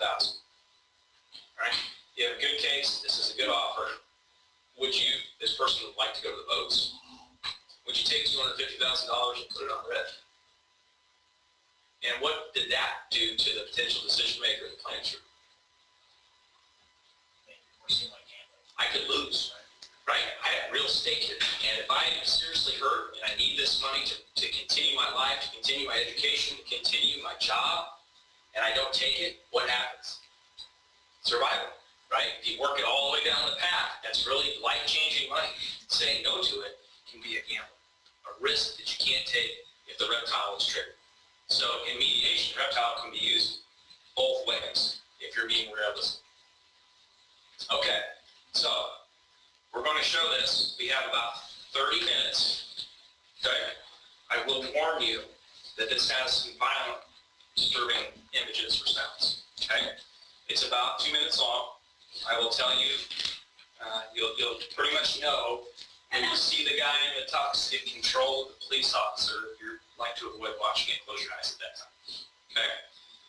This is some background, which you see in the beginning of this. I'm going to give you a little bit of background, all right? And we're going to work as if you're working both sides of the table. You got the plaintiff and the defendant. I want you to think of your codes and how you would argue this, all right? I'm going to ask you to be blurt out some stuff when we're done, and I'd ask the rest of us to judge those facts as to whether they're on code or not. Is the reptile triggered by that argument or not? Okay, to kind of see how we might think we are, but we really aren't triggering the reptile on either side. Give you some background. How did we get to this point? This is in a street in downtown Kansas City. I was asked in a mock trial this. I was brought down by the an individual to represent the estate of Anthony Bruno, who is in his tuxedo right there. This is Anthony and his wife, Stephanie, were married on November 16th, 2013. They were married in a destination wedding, came back and had a wedding reception at the Muhlenbach Hotel in downtown Kansas City. It's a Marriott property. Okay? They have their reception, and they decide to go out for after reception drinks. About 2 o'clock in the morning, they take a cab back to the Muhlenbach. A video that I will not show you shows what really started all of this. Security footage from the Marriott front area shows the cab pull up, and you see some conversations in the back of the mirror. You see the thing jostle. Stephanie gets out in her wedding dress. Anthony gets out in his tuxedo, and clearly something happens because the cab driver gets up and is holding his face. What had happened was there was an argument over the fare. The two in the back were intoxicated. When the cab driver got a little upset, he called Stephanie the C word. Okay. Anthony is 6'3", 235 pounds. He's not going to hear on his reception night a cab driver and repeatedly punches him in the face from the back seat. Okay. They get out. Stephanie goes and sits on a bench up front. Anthony is walking around, and you see some people coming around with what's going on. And the gentleman that's the other person in this video is Officer Donald Hubbard, Kansas City Police Department, who's actually working as an off-duty security officer for Marriott on the night in question. Okay? So what happens is he is called by Tina Brown, security officer for Marriott, who sees on the security video this altercation.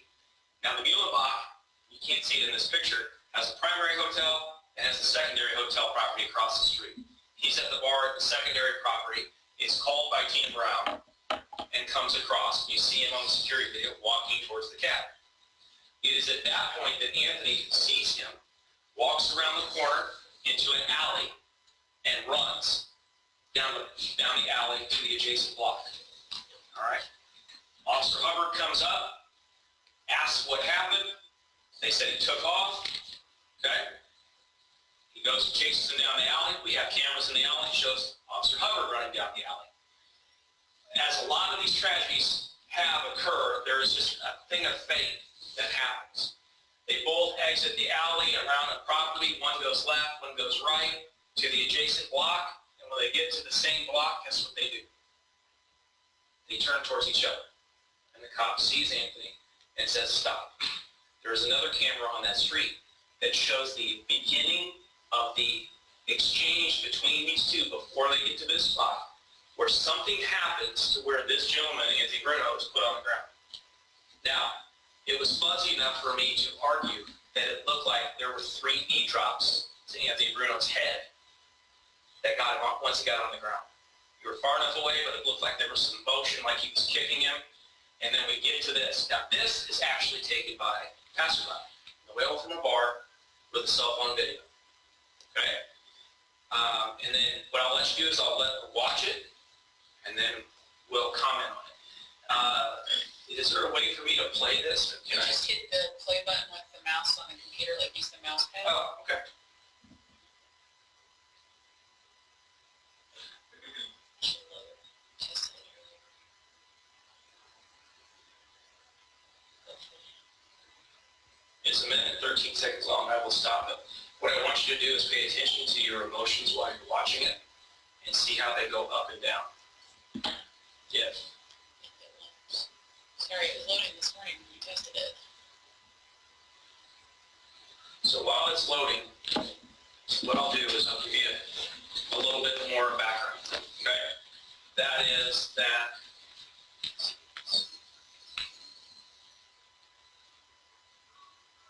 okay, here we go. I'm going to stop this at certain points.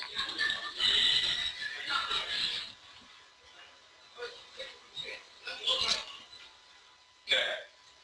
Do you see the posture of the officer there? What's he doing? Where's his hand? Right hand. Neck. What is he trying to do? Trying to go down onto his belly. All right, which is typical for law enforcement. You're much more enabled to do any resistance while you're laying on your stomach with your hands and feet. Did you hear what the officer said?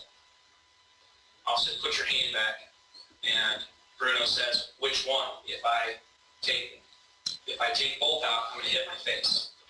I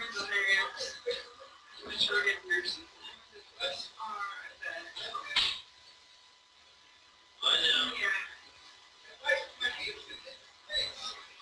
See how drunk he is? My hand's going to hit my face. That's why I'm videotaping this. That's a very aggressive stance that a cop's taking.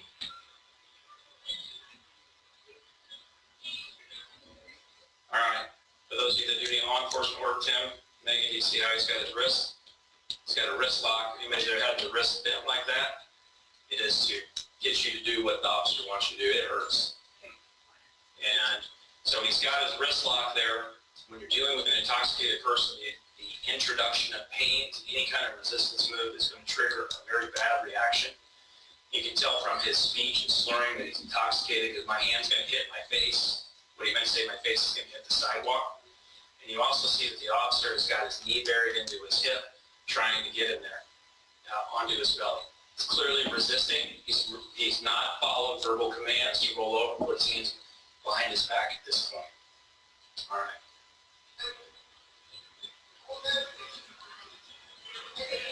Okay, I have to interview. No. Okay. Did you hear what the witness just said? I have to intervene. All right. This was in 2014 when this happened. What culture are we working in 2014 in terms of law enforcement and excessive force? Okay. We have cell phones now that are being used everywhere to tape everything that law enforcement is doing, and clearly there is a preconceived idea as to this officer's action towards Mr. Bruno at this point. We're getting on video. All right, now that's where things start to go a little south. What did Officer Hubbard do? Two big violations of any kind of law enforcement interaction in which there's excessive force. He took his knee to the back of his head and put his head into the sidewalk. And number two, he lost control of body position. He's no longer behind him in a dominant position where he can control with his voice and with light touch. He's now in front of him, which is a very aggressive one-on-one position. And the reaction is anticipated. Okay. What did he do? Now you see that. All right. Did you hear what he said? Does it look like I have help here? So these two are sitting here taping it and not calling 911, not doing anything to help the situation. You see when the video is stopped right there, what is Officer Hubbard trying to do here? Trying to subdue him, but he's got him on his back and on his head, which is, again, a posture you don't want one-on-one with someone who especially weighs more than 50 pounds than you do. And unfortunately, he loses top control and allows the firepower. Now watch this, right there. What do you see Mr. Bruno doing?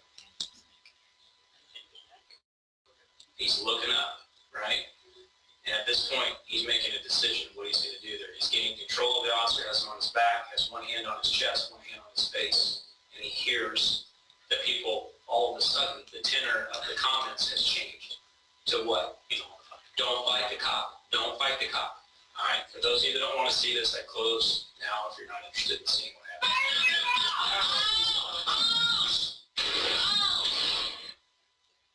Okay.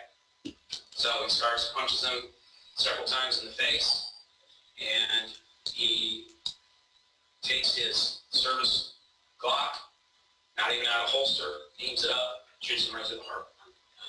And he bleeds right there, out to death, right there on the sidewalk. Okay?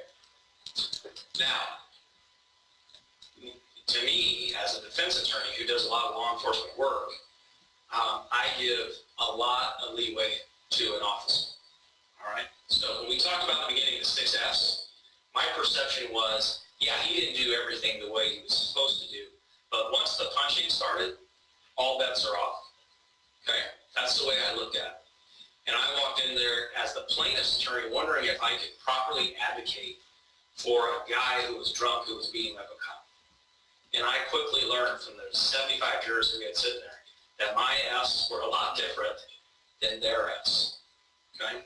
Now, just seeing what you saw, looking at applying the reptile to the code and using codes, what, if you're the plaintiff, are some of the codes? let's not talk about specific codes of words, but what are the theories and the themes that you have if you're representing the estate of this individual? What just got broke? The circle just got broke. Okay? Not only did the circle get broke, the circle was brand new. Right? He's in his tux, for God's sakes, bleeding out on the city street. All right? What other themes do you use if you're the plaintiff? He had no business chasing after Bruno in the first place. Exactly. That's not his job. So let's talk about that thought and take it. Remember, we don't want to make it about Bruno, do we?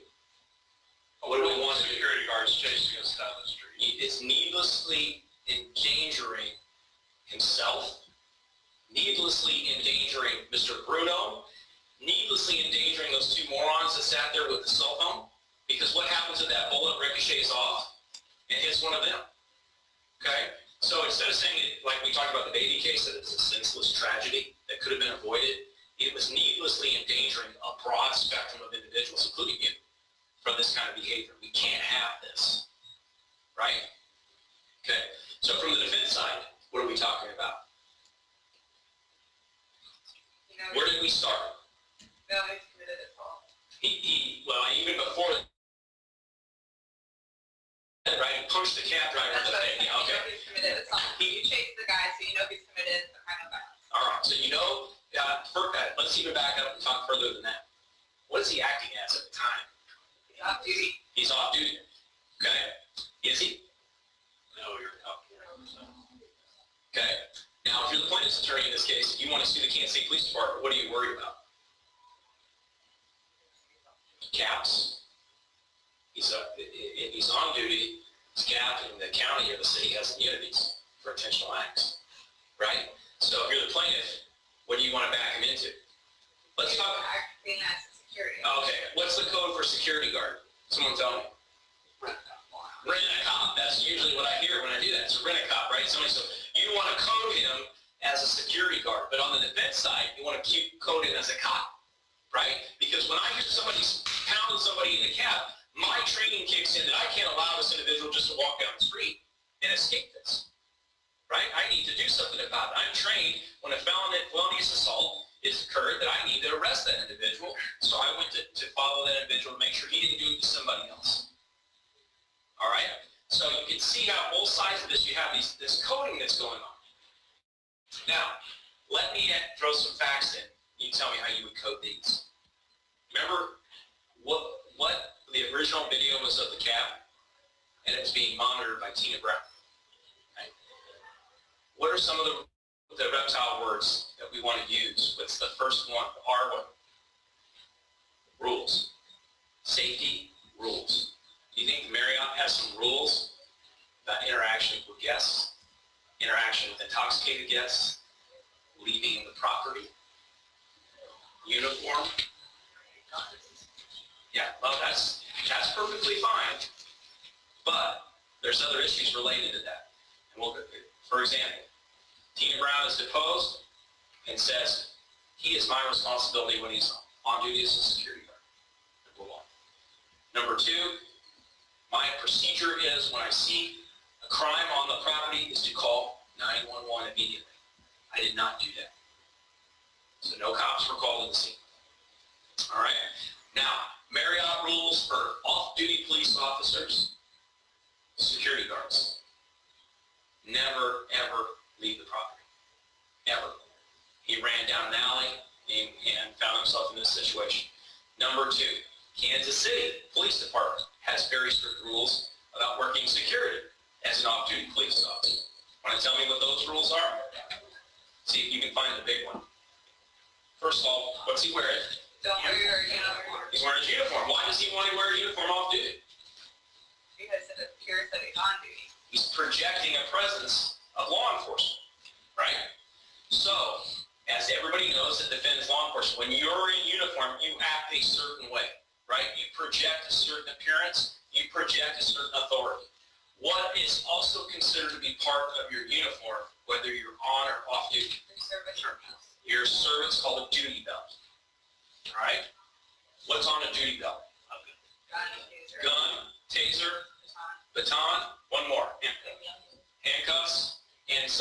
taser pepper spray, depending on what department you work in. Okay? Guess what was on Officer Hubbard's duty belt? His gun. His gun. He didn't have any other alternative ways to subdue the suspect other than his service weapon. Okay? The way he was trained, that you run into someone that's in a position of aggression like that is you don't get near them.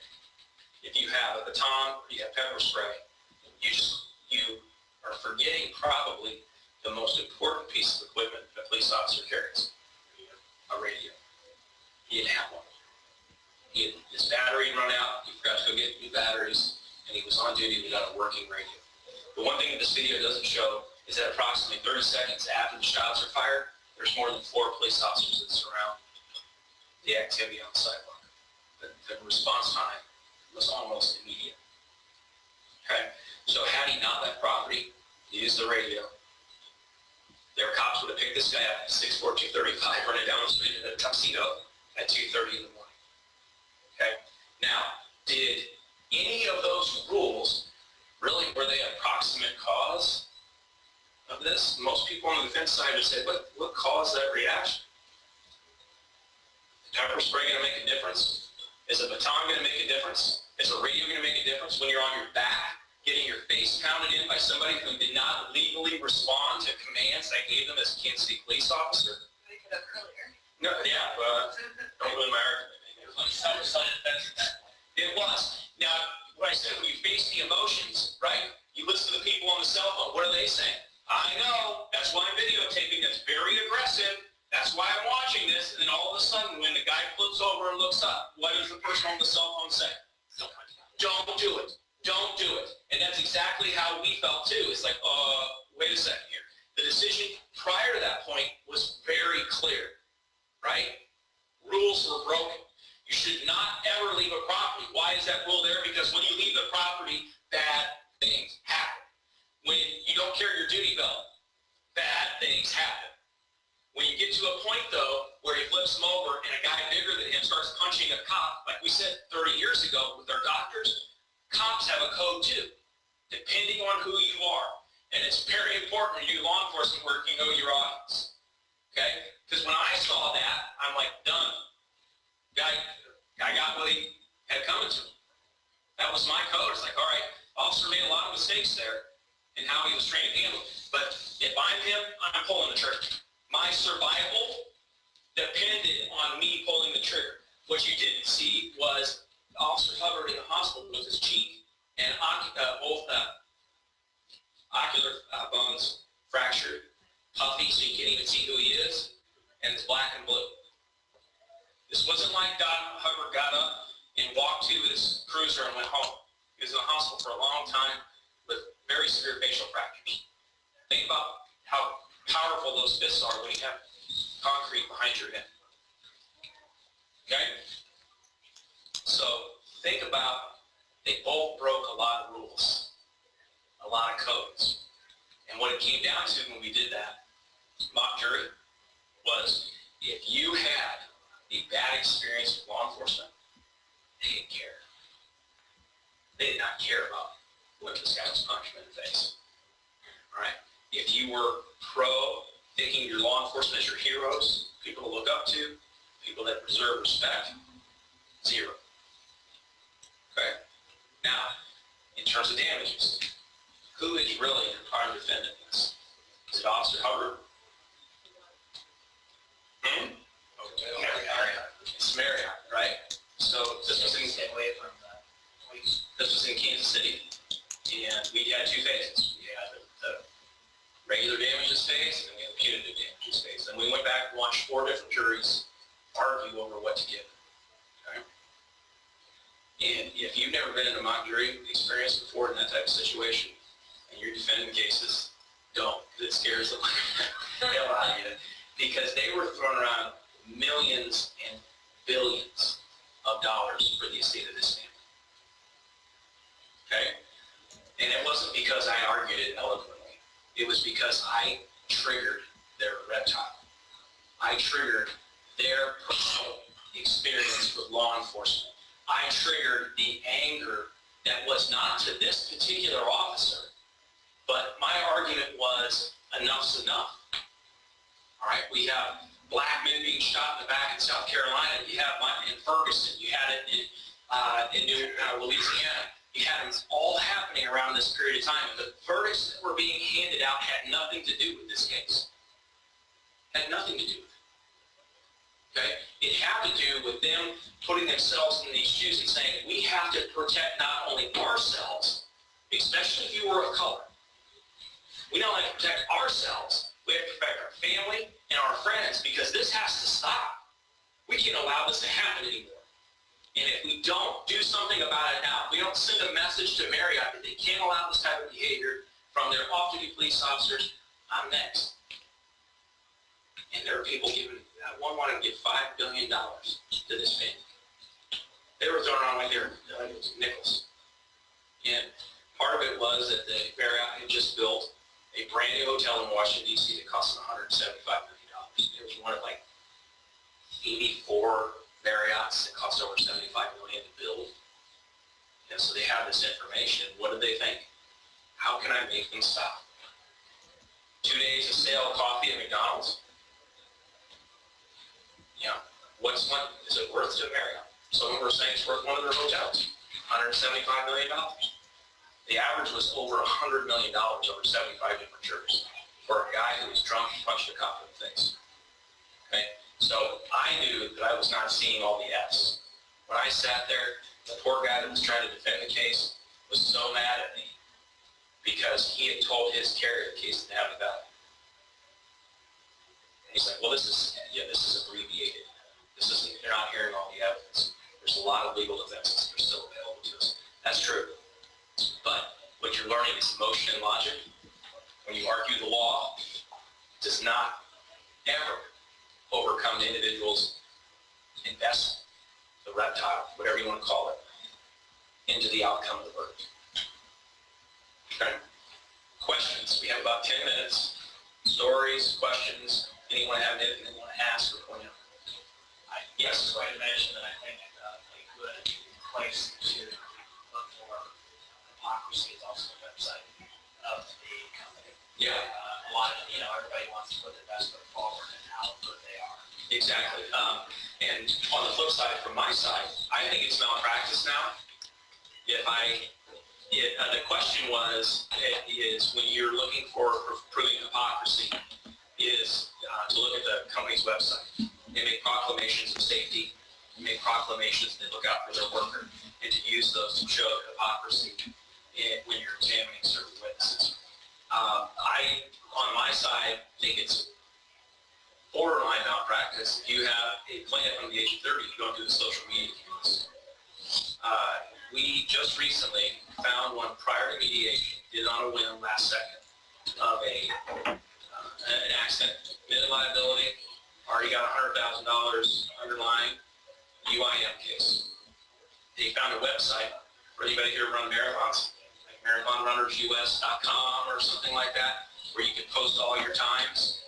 They actually found 18 marathons she ran post-accident, including pictures of her going through the finish line at the Baton Death March Marathon in Death Valley, California. Okay? Now, when I asked for additional authority to try and resolve the case, after providing that information, everybody I talked to, 100% said one thing: are you crazy? Okay, so if you're in pain and you can't work, but you can run a marathon? All right, the code was hypocrisy. Really, it was just, how can we believe anything that comes out of that individual's mouth about what they're feeling that's not objectively proven? Because I couldn't run a marathon. I couldn't walk a marathon, I don't think, at least in the day. Any other questions? Yes?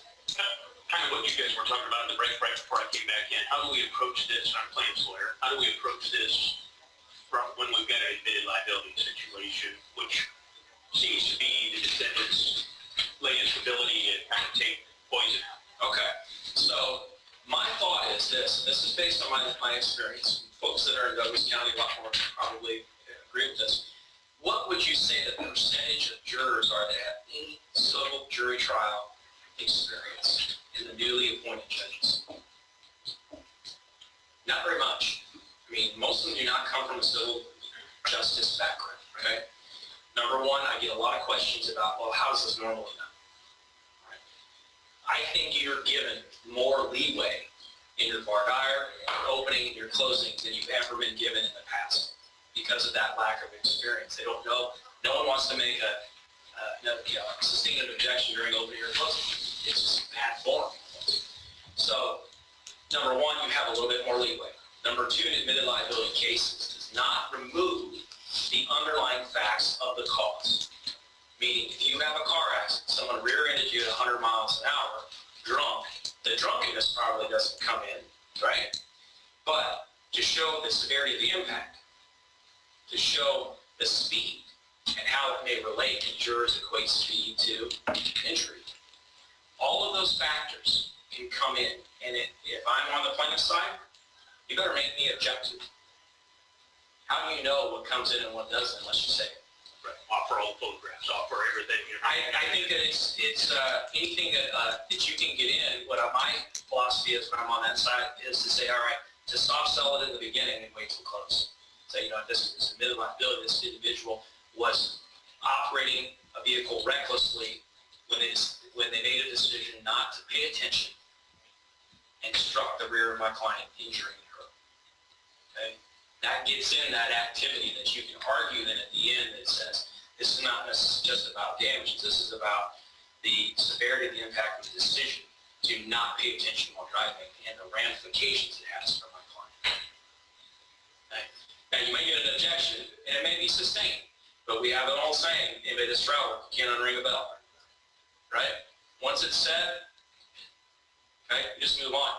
The one thing I would suggest though is to be prepared for facing more motions and eliminate from me to exclude any kind of references and educate your judge in the early stage. Hey, guess what? There's this new theory out there. You're going to hear a lot about harms and losses. You're going to hear a lot about community safety. Guess what, Judge? It has nothing to do with this case. It's juror nullification. It's irrelevant. It shouldn't be allowed to be argued because it's not based on evidence. And most jurors, my experience and recently, judges let everything go. They don't want to make a mistake either. They don't have a lot of experience. Some of the judges are actually a lot younger than the plaintiff's attorneys that I'm facing. They're worried to say, I'm sorry, that's not coming in to somebody who has a lot more experience. And I did tell you what, I'm terrified to make an objection during opening and closing thing. I don't want the jury paying attention to me. Yes? This is a very specific question. So if you're on the plaintiff side, a lot of times insurance companies will try to use loopholes, like it was suicide, it wasn't, accidental or what have you. What's the on-off word for the insurance company as a plaintiff's attorney? Well, the code is not specifically addressed, but I think if you go to that Claude Rapierre's website, you may be able to find it.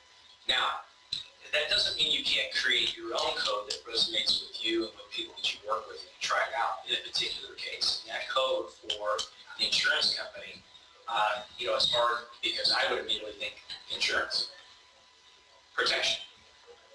That's a protection that you paid for the circle that once it's broken can be made as close to whole again as possible. And the decision to not pay something the premium's been paid, it's already been paid for and purchased, is when the person that was the beneficiary of that, not the beneficiary, but the person that purchased it, is no longer here to defend him or herself. So again, you're taking them and putting them into a moral position, code-wise, that everybody in the jury can understand that when I'm gone, I want my insurance benefits to go to my family without this kind of garbage. What if that family needed that to survive? You hear the suffering that the circle experiences because they're outcast or because something put them in a bad financial situation. To show that kind of harm makes it broad, not just this individual. I mean, that's the way I look at it. For most insurance cases, I have, unfortunately, we're not allowed to litigate a lot of first-party cases anymore for that very reason. Because I can go in front of a jury and say, how many of you had a bad experience with an insurance company? How many of you got your claims paid right away? How many of you got hail and didn't get a good roof or whatever? And 9 times out of 10, you ask the jury, what does insurance policy cover? The answer is what? Everything. I paid money. It's insurance. What about the exclusions? No one ever went over those with me. I can't understand them. You know, first party cases are really tough to defend because I have nobody to code. Nobody's loving or hugging the insurance company. They have no desire. Yeah, Mike. You mentioned earlier there's the Bryson Supreme Court case that kind of opened the door. Yes, Terry Waite's case. It's a golden rule argument, and I will tell you that I thought I wrote it down. And basically what it was he had an argument, a negligence argument on a rural road where his client goes over a hill, comes down and hits somebody.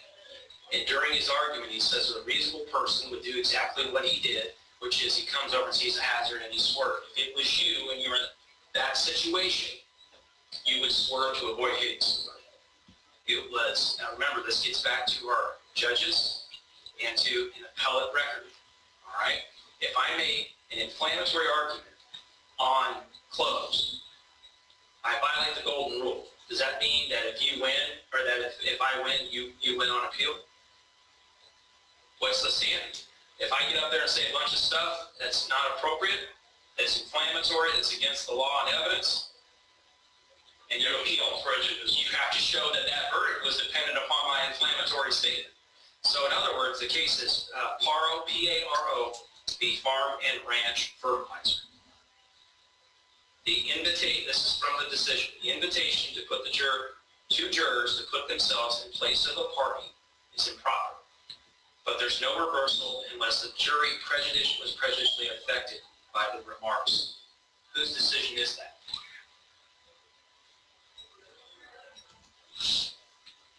The trial court. Now, an appellate review is judicial discretion. One of the hardest appellate burdens to overcome if you lose is that they're giving them the latitude in a reasonable person case. Remember, this is a negligence case to say a reasonable person, an objective person, such as you, juror, would have done the same thing that my client did. And the court said even though that was inappropriate, it was reversible. And you can't do that. Things from jurors out. There's nothing you can do to undo that verdict, see whether it had any role in the underlying decision. In other words, you get kind of a free pass. Now, your judge would have to allow it. Your judge would have Obviously, or whatever. even for it to be appealable, there had to be an objection. And the trial court would have to rule on that objection for you to have a record to even appeal. So what a lot of health courts do is what? We stay out of that stuff. It's not a broad issue. And you kind of look like a jerk if you were bringing attention to that objective. Yeah, I mean, at some point, what I worry about more than anything is having that argument 4 or 5 times. I object once, I object twice. At some point, I have to make a decision. I know it's going to be overruled, but if I don't object, do I waive my appeal? So it's a real tough position for me to be in because I don't want the jury thinking that I'm trying to keep you from saying something that's important. That they may be thinking. Yeah. It's a very dangerous kind of court. That's in a negligence case, so I think it has to be around the reasonable person standard for you to kind of invite a backdoor into what you would do. But, you know, it's not, that golden rule is not absolutely condemned in every case, and it requires judicial activism to try and tamp it down a little bit. Any other questions? Nothing online? All right, we're done. Eric said he'd buy lunch for everybody, so please meet with him outside. I would offer a couple of things. One, you have, for those of you that are interested in the book, I would suggest you try to get involved with somebody because I tried to buy a new copy on Amazon to get the updated version, and it was $360. Go to the website itself. Reptile sells it for a website for about $90 or $75. And two, I was talking to Eric about this. We do not get to try a lot of cases anymore. Don't try to pick this up and use it as a manual and use it. If it's not your style, it's not your style. You can't force yourself. Now you can take pieces of it and improve your efficacy, but don't drop whatever's been successful for you to try to do this because the people that have used this and proclaim it are also very successful trial lawyers that try cases all across the country on numerous terms. They practice and they have focus groups and everything. It's not something you can just pick up and do.